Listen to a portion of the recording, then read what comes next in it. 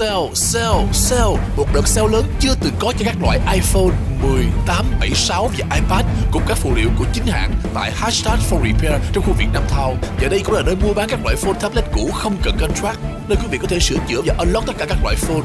Tìm có hệ thống siêu motherboard cho tất cả các loại iPhone, iPad, smartphone không để nước thấm vào máy. Hashtag for Repair tại 999 Story Road, Suite 9075 San Jose trong khu Vietnam Town, kế bên phở 90. Điện thoại 408 780 1515.